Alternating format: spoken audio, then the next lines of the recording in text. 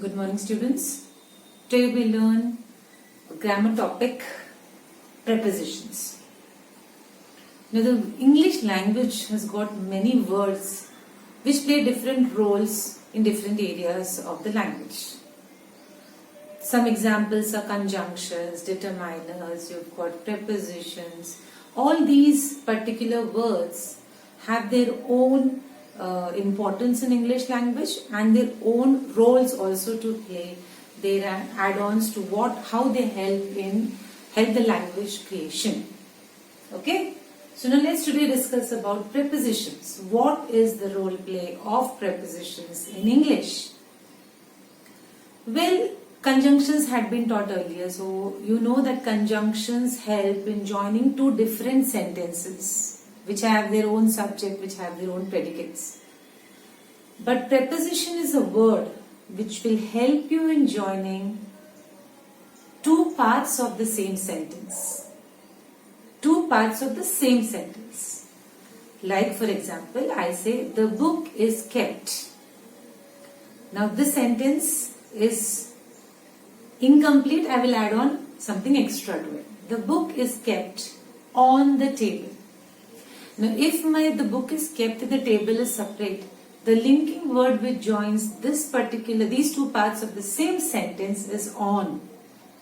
So the word preposition words help in joining two parts of the same sentence. Keep that in mind, two parts of the same sentence. You have a variety of prepositions which can be categorized under these three broader categories. Prepositions of time, prepositions of place, prepositions of direction and movement. Either direction or movement you can consider both to be it serves the same purpose. Obviously, as the topic says, prepositions of time will help us in indicating at the time. Prepositions of place will help in indicating the place.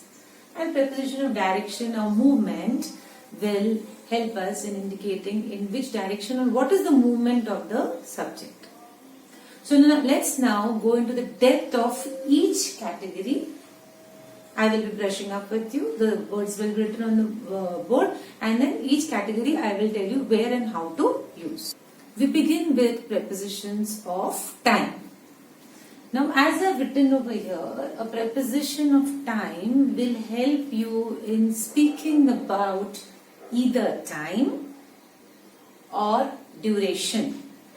Now, firstly, you need to know what's the difference between time and duration, which words will be helped by the prepositions to be linked. Time can be shown by a watch, AM, PM, whatever it is. 10 a.m., 10 p.m., midnight, noon. So it can be shown by a watch.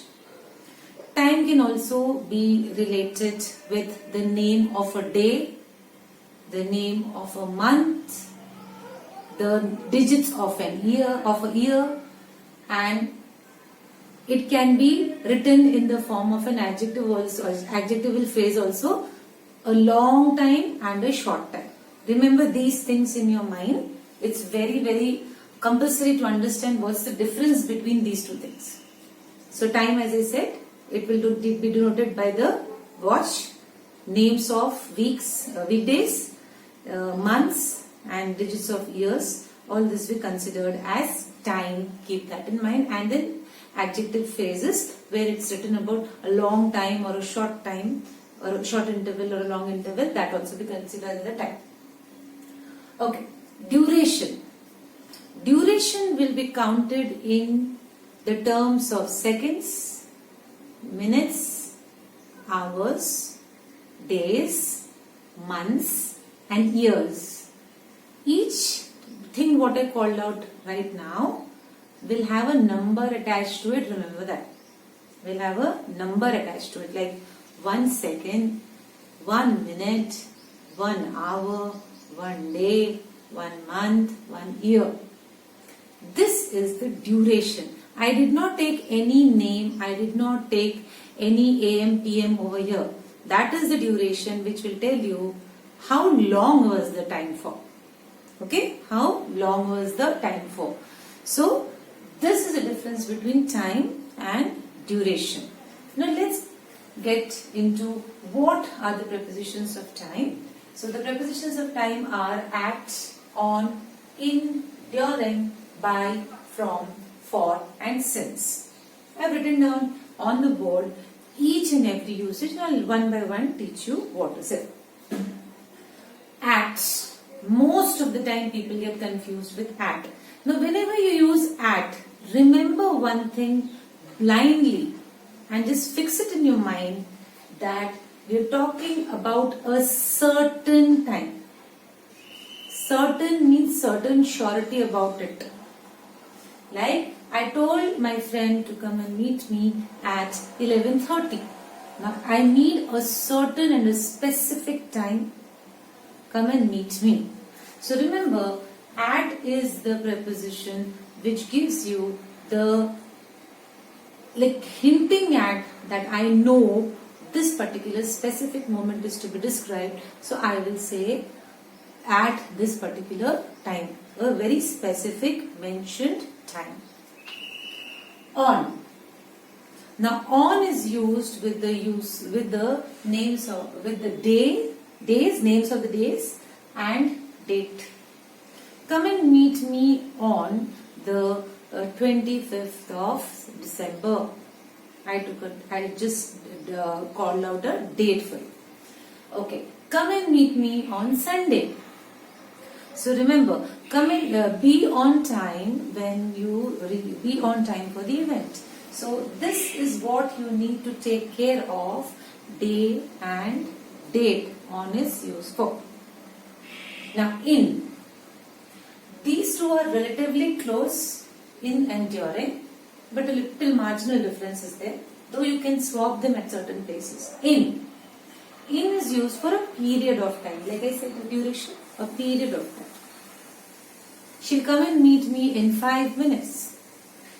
Okay? So again a period of time. During also says throughout the period, during the, if an event is to be just now cited an example, she will come and meet me in 5 minutes. That means 5 minutes khatam hote she'll come and meet me.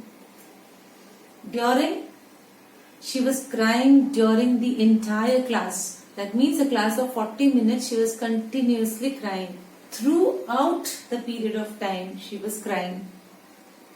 Though both of the prepositions of time talk about a specific period of time, but here in during the action happens whole way throughout the time.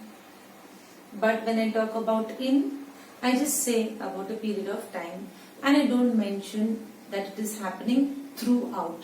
Keep this in mind. By. By gives you a deadline.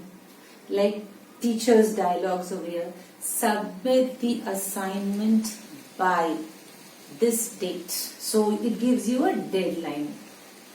Okay? Come and meet me by the end of the month. I give you a deadline that you have to come and meet me by the end of the month. You have to be there.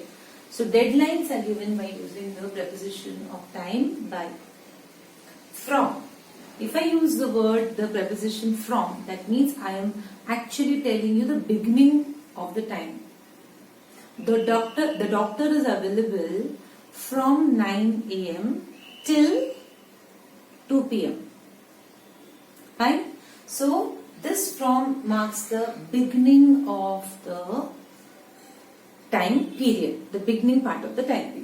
Now these are two things you need to be very careful with. Maximum people make an error over it. For. Remember what I told about the duration.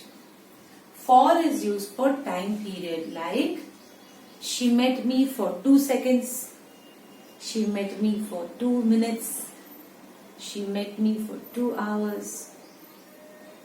Then I haven't seen her for 2 months. Okay, it goes on and on. I've been looking for her for 2 months since I have been looking for her for 2 hours till now. So this goes on for the time period. Whatever I spoke about duration over here comes along with for. comes along with for. Keep that in mind. This time period is related to duration. But since, if I use, I haven't seen her since 1982. Here I am talking about time. Since is used for time, for is used for duration. Keep that in mind. Okay? This will help you out in a lot, because if you understand this, the difference between the time and the duration, you know what is to be done with for and since. Keep this in mind and just go through the video again and again, so that you understand each and every aspect of this particular usages of prepositions of time.